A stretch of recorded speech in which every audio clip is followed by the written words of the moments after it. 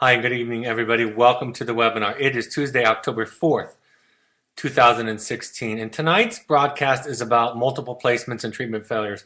And this was requested of me. It's the second time that it's been requested of me by therapists because a lot of the clients and students that we deal with have been in other programs before. Sometimes they even come back to our program more than once.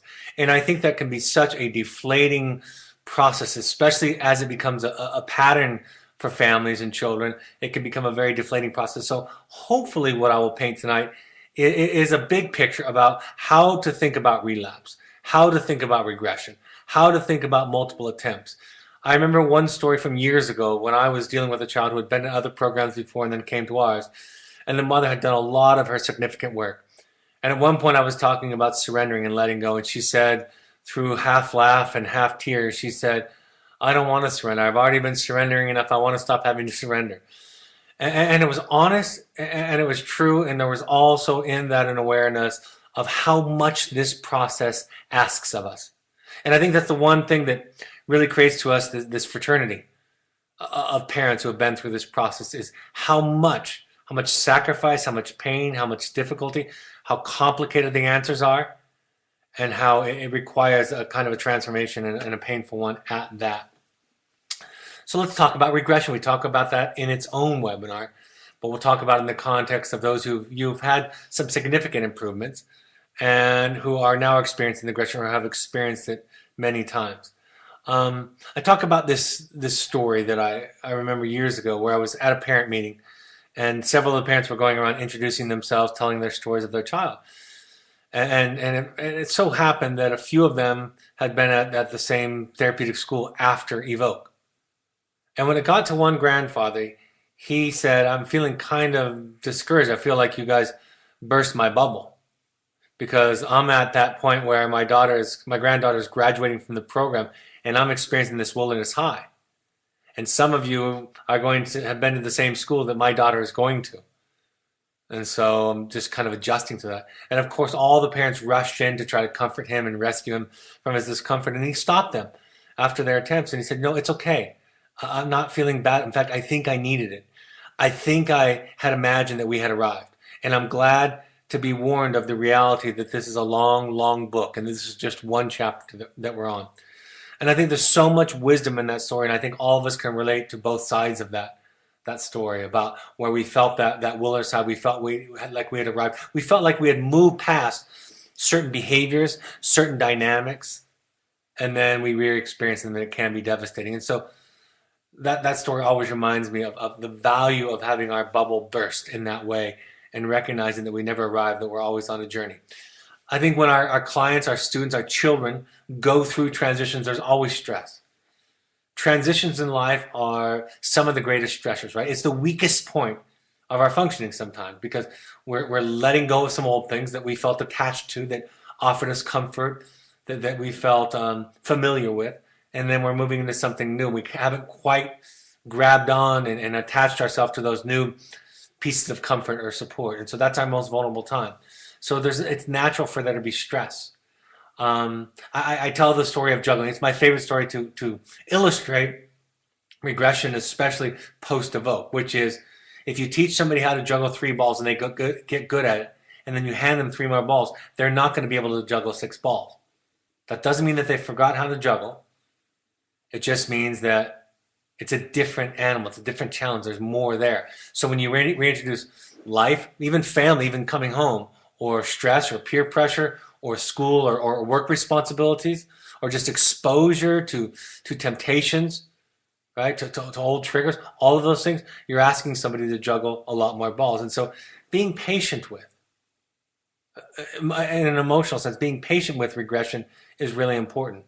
Being rigid around it, fearful of it, it doesn't mean that and I'll talk about this a little bit later, it doesn't mean that we don't have any accountability, that we take it for granted in the sense that it gives us permission. It's not that, but rather we have some perspective. We take a step back. You know, there's an analogy from sports psychology. I like to use golf because it's a game that very few people master, and it's very difficult, and you can actually go through periods of time where you do very well and don't do very well. And even if you practice on the practice range, even if you practice your swing, once you get on that first tee box, especially if you're in a tournament, especially if there's people watching you, you're going to regress back to what is most comfortable. Your old habits, not the new things that you learn, not the new things that you've been practicing. And I think that happens to all of us. We go back to what is comfortable.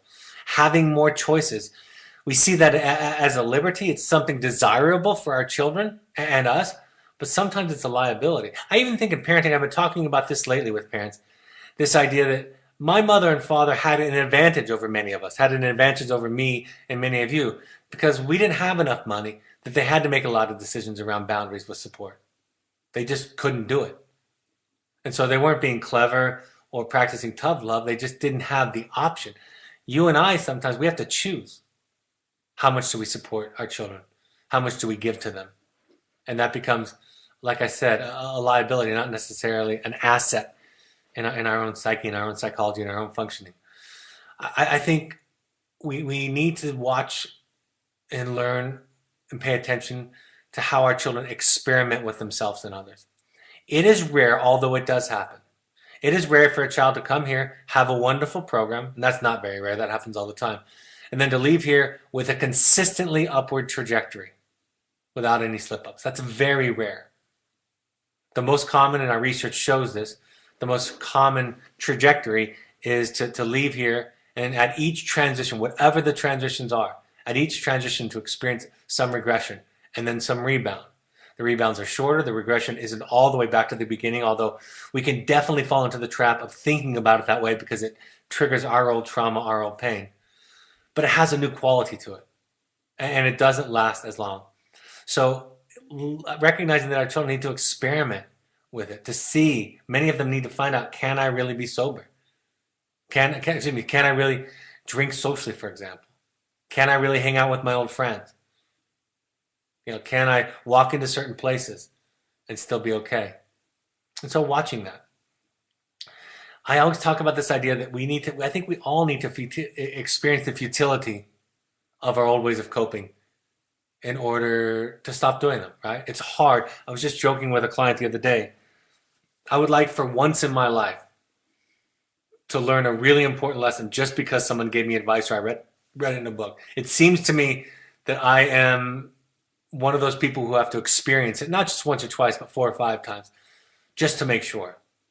But recognizing and having that kind of patience, even if you're not that kind of person, recognizing that might be somebody else's journey. Regression is a part of progress. It's not an excuse, but it's an awareness. And when we have zero tolerance, when we have more rigidity around it, when we don't use it as a learning opportunity, when we regress into black and white, all or nothing thinking around regression, that's when it becomes a dead end for us. That's when it becomes something that we can't or our children can't learn from. It is part of recovery. We don't seek to use that as an excuse, but understand its place and how to respond to it when it comes. It's like an accident in a car is a part of driving, but we don't look for it. We don't use it as an excuse. But I imagine all of you have had some kind of fender bender in your life, right? Some more than others. That doesn't mean that we give it an excuse, but what it does mean is we don't beat ourselves up with it, right? We don't go to that shaming and judgmental place with ourselves, that terrified place with ourselves, right? We know that death is a part of life, but we don't seek after it. And trying to not use that rigid thinking, that addictive thinking, ironically, turning a flare-up into a full-blown relapse or catastrophe. Right? There's a difference between somebody misstepping, somebody struggling, somebody falling into a hole again, and somebody completely abandoning their path, completely abandoning the old way. And part of what contributes to that, the difference in that, is our contribution can be the way we think about it, the way we hold it in our minds, and how also we encourage them to think about it at the same time. It is part of the lesson, right? It's not the test, it's the curriculum, right? And I think we think of it, life sometimes, as the test more than we think of it as the curriculum. That's a very different perspective, of course. Repeating treatments going on, part of it, like I said, is accepting that this is a journey. recognizing that we never fully arrive. I talk about my own therapy on these webinars, not simply to model for you, but to illustrate a concept that the more work that one does, the more one is aware of the work that one needs to do, right? That it's part of a healthy and balanced life. Coming to embrace our powerlessness over others is a very important and real part of this journey for parents, right? You can't fix your children. And if I knew how to fix them with one intervention, with one treatment, I would do it, right? But you can only do what you can do, and then you let go. You let go of the outcome. And that letting go of the outcome causes you or creates an ability in you to be more courageous, more honest, more authentic, more transparent, less controlling, less tied to the roller coaster with them, if you will. Sometimes clients will go back to primary care. Evoke is considered kind of a primary care, but sometimes they'll go back to a primary care. Sometimes they'll get that serious. I know many, many people who have been in recovery, and that's a little bit more easy to identify because they call, they talk about it. I know many people who were in multiple treatments before they got sober. I know them, they're running treatment programs, they're interventionists, they're therapists. Some of them work for us, but they were in many, many treatments before they got to that place. And you get to decide in the end if it's too much for you, if you need to let go to the point that you can't participate in a minute. You get to decide that.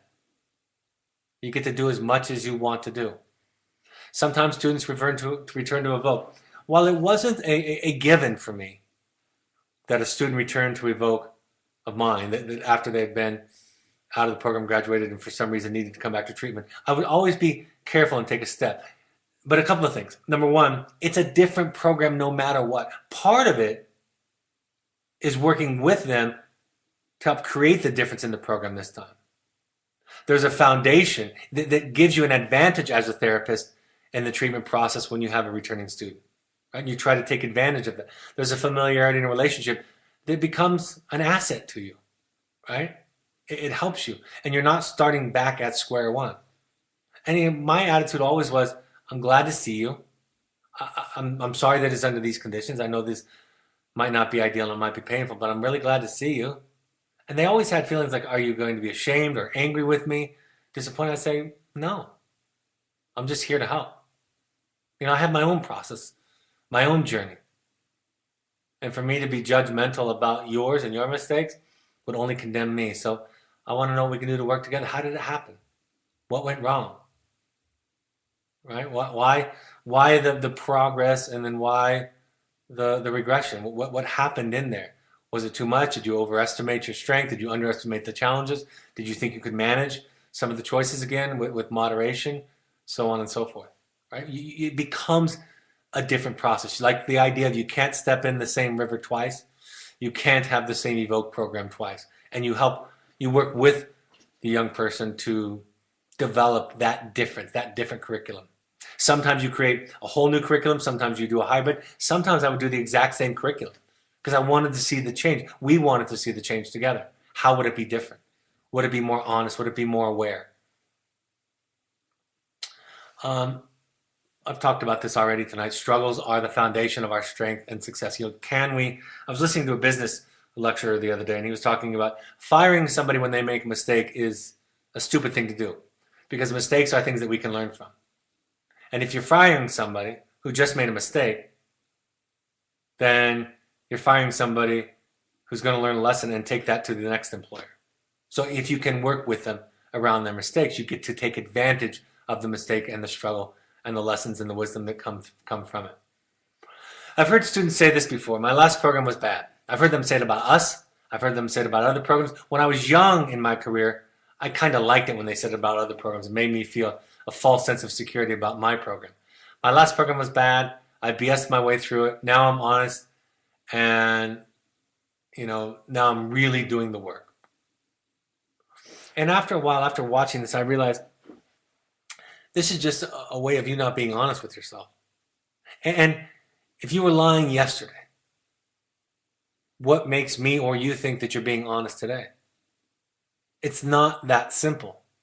And I think if you can convince me and your parents that before you were lying and now you're telling the truth, that you've kind of reset the trust factor. And it doesn't quite work that way, right? You did the best you could. I've had students who told me they BS'd me, and I said, number one, you're in a residential treatment center after my program because I recommended it in part. So I don't know what you think you fooled in me. I still recommended this, that you needed help. But I wasn't under the illusion that I knew everything about you. I wasn't under the illusion that you were completely honest. I wasn't under the illusion that you were completely healed. In fact, I was quite convinced you needed more care. And I think you're just saying, when you were crying, when snot was running down your face, you were faking it? When you were angry and yelling at me, you were faking it? When you were writing manipulative letters home, you were faking it? So that statement has too many agendas in it for any of us to take it at face value. Lastly is look at your relapse and prevent your relapse and regression. The best way to manage your emotions around your child's relapse and regression, the best way is for you to look at yours and to focus on and pay attention to your relapses, your regression. I've told you the story, some of you have heard it, about the father after his son came home. He called me and said, I know I'm not supposed to lecture Brett. I know I'm not supposed to yell, but he's doing the same old stuff before. So I went into his room and I yelled at him. And I said to him, I can't believe you're doing the same things you did before that got you sent to wilderness. And we took you home to give you another chance, and now you're blowing it. And I said to him, I reflected back and I said, let me just reflect back what you just told me.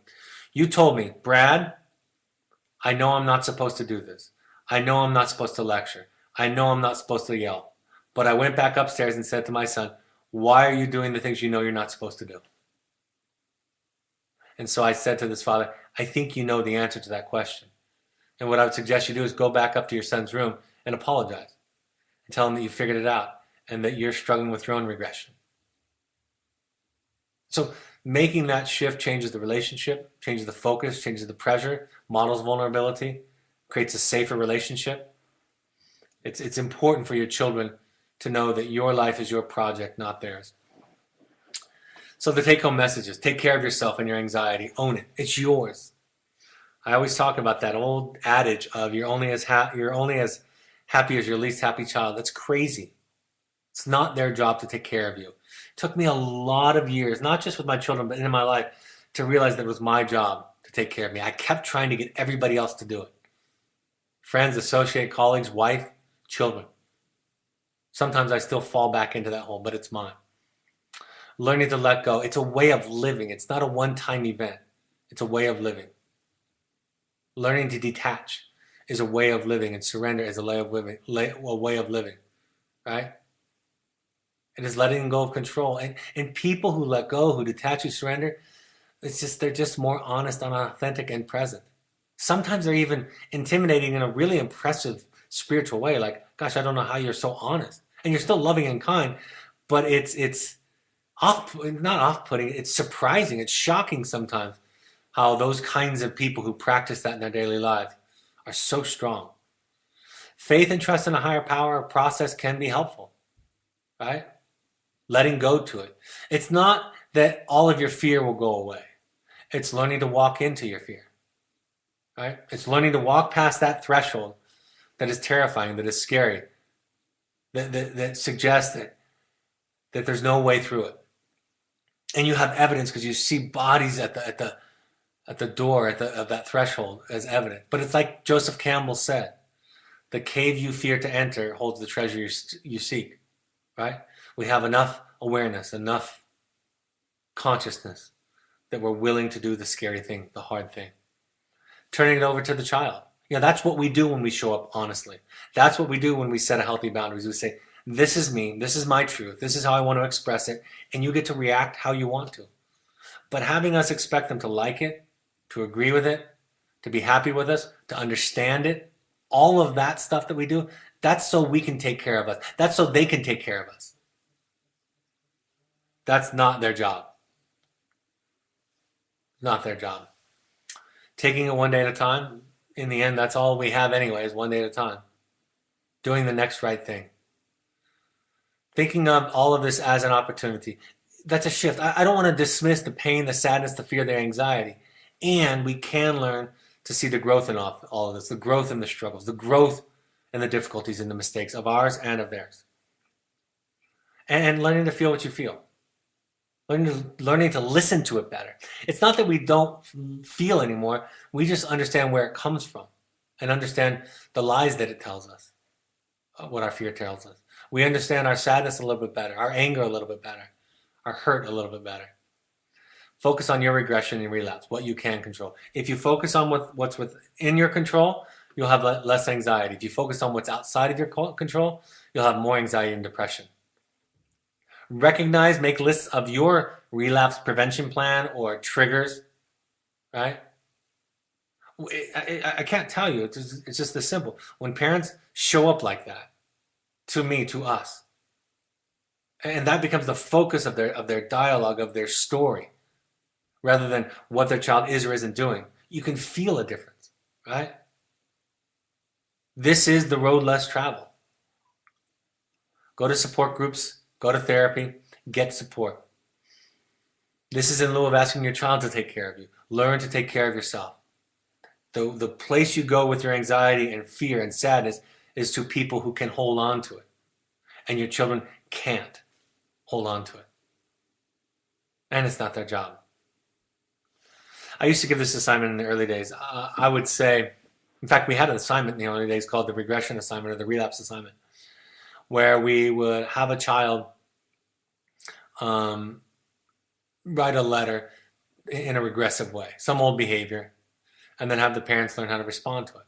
Sometimes I would playfully talk to parents about, what if I had assigned your son or daughter to relapse so that you could learn your lesson? If that were true, what would be your lesson in this? So you start to think about your reaction as the point of focus rather than what they do or don't do.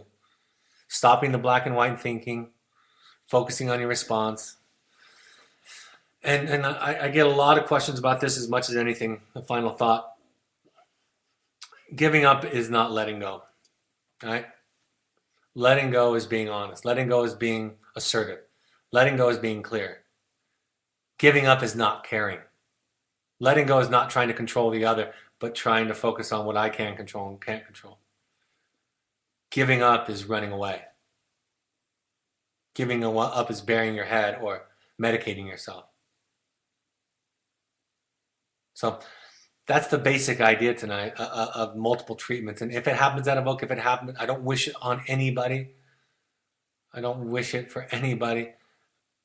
But if our mindset is essentially that this should not be happening, if that's our mindset, then we don't get access to all the wisdoms, all the lessons, all the growth, all the transformation, however painful and uncomfortable it is.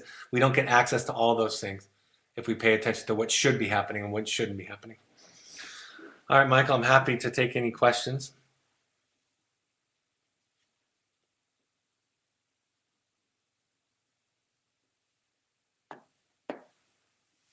Okay, I'll go through upcoming announcements. The play is in New York City on wilderness therapy. It's called Wilderness. October 26th is the opening night gala. Breakfast with us on the 28th. I think, in fact, if it's not today, we're going to close the RSVP list. I think it is today. So tonight would be your last chance to sign up for that. Here are your workshops. We would like all parents to go to one of the workshops. The next workshop is at Cascades in Bend, Oregon, October 15th and 16th. I think there might still be space there. We have a Heroic Journeys, which is coming up in just over a week. That is for families. So any family can come to that. We have, I think, space for one more family. Finding You is for any individual. This is the deeper work. The journeys and the Finding You, the intensives are the deeper, more personal work. The stuff on the left is wonderful. We want everybody to get the psychoeducation, the exposure to the field staff, communications training. If you really want to go deep into your history, your family of origin, that's what the intensives are for. Those are optional, of course. We would like all families to attend 6 12-step groups. These are free, and there isn't much in this business that's free. So these are free and can be helpful. Here are the parent support groups. These are also free. I'll be in New York City, Los Angeles, the Bay Area, Atlanta, more details to come on that, and Toronto on the 12th. There's all the times, the addresses. Notice in New York City, the first invite went out with the wrong room number. Email Stephanie@evoketherapy.com to RSVP or for more information. Social media, I added something to this.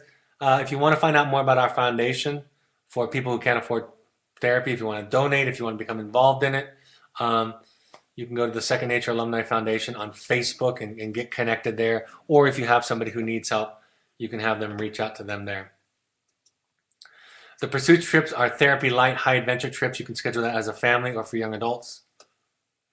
My book is available in paperback or audio. You can go to the foundation page, and if you 5% of your purchase goes to the charity if you buy any of the books that we recommend there.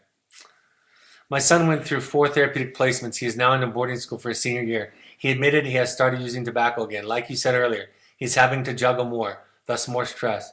In the past, tobacco use led to alcohol use, weed. I'm trying to let go. What do you suggest? Keep doing my work? I think be curious. Be curious. If you can maintain a posture of curiosity, I think you're the best resource. See, what you want to be for him, I suspect, is you want to be someone for him that if he does relapse again into alcohol or weed, that he comes to you. And if you're going to give him an I told you so message, if you're going to be rigid or terrified by it or devastated by it, right? All of those things disqualify you from being a safe person in his life. So be curious, take care of yourself, manage your codependency, watch him, be there for him. Be less opinionated, less judgmental about this. Don't lecture, don't sneak it in there. And then you'll be safer for him. And you want him to come to you if he needs help instead of run away from you and hide it from you. All right, that's all for the questions this evening. Thank you for joining us tonight on the broadcast. I hope this is helpful. Remember, these are all now podcasts. So if you're listening to this on past podcasts, thank you. Please subscribe to our channel. If you haven't yet subscribed, go to Evoke Therapy Programs podcast and subscribe there. And these will automatically pop up for you. And you can listen to them on your iOS device or any device, anywhere you're at. Tomorrow's webinar at 7 p.m. Mountain Time is what place should behavioral reinforcement play in therapy? You know, there's a lot of talk in the field of therapy about if you do too much behavioral reinforcement, maybe it decreases internalization. Well, I'm going to challenge some of that and talk about how much we think about behavioral reinforcement, where it fits into our therapeutic model. Have a great evening, folks. Talk to you tomorrow night. Hope this point of contact is helpful. Good night.